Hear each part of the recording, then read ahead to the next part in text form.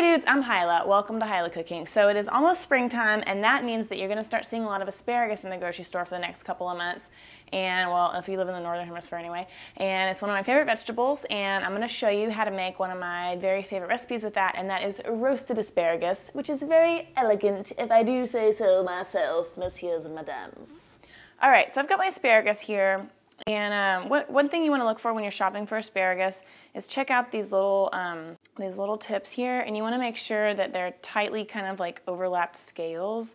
You don't want them like kind of peeling off or looking dry. Like this one maybe looks a little bit, I don't know if you can see that, but this one looks a little bit older. So what you want is these really tight little scales here.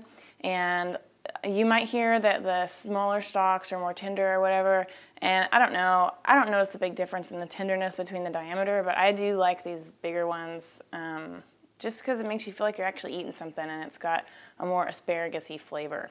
So, but that's your preference. If you want to get the little skinny ones, that's fine.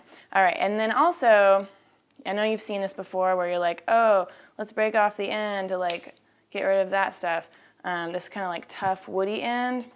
And that's a fine way to do it, but honestly, I'm not going to stand here all day and snap each of these off individually. So I'm going to use this as kind of a guide and then just go through with my knife and cut off those little woody ends. And this is 2 pounds of asparagus here. That might seem like a lot, and it kind of is for just like 2 people or something. But I'm going to keep this in the fridge all week, and then like when it's time to make breakfast, I'll have some already cooked asparagus that I can put in my omelet or my frittata or whatever.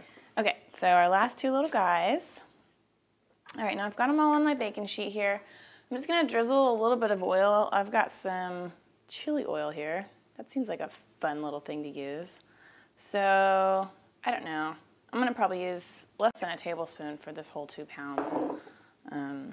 Of asparagus, and then a little bit of salt and a little bit of black pepper.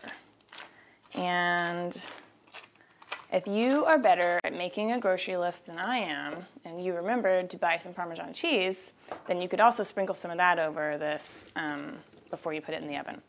But we're just gonna kind of use your hands. Don't be afraid to get messy. To mix that all around, to get them kind of coated, get their little heads coated, and then just want to spread them out in a single layer. If you have a big enough pan, that's ideal. But if you don't, if you have to double them up, then it'll just take a little bit longer to cook, and they won't get quite as like roasty toasty, but it'll be fine. Okay, and I like to arrange them so they're all facing the same way. They're all like, toot toot, all aboard the eating up train. Okay, cool. I'm going to pop that in my 450-degree oven for just about 15 minutes or so, real fast. Okay, 15 minutes later, all I did was kind of open the oven and give them a little shake about 10 minutes into it. And now I'm going to finish it off with just a little bit of lemon zest, because lemon goes so well with asparagus, and a little bit of juice. And this is just a great side to know how to do, because if you're doing something like a roasted chicken or steaks or something, you can have these cooking while your meat is resting, and then everything times out perfectly. Ooh, which one do I want? Ooh, okay, let's go for this one. Look at that, beautiful roasted. Man, it's all sweet and still pretty firm. Unlike when you steam it, sometimes it gets soggy. And it's delicious. Okay, well, thank you for watching, and please subscribe to my channel. And if you have any questions, leave them in the comments below, and I will try to answer them. All right, thanks for watching. Have a good night.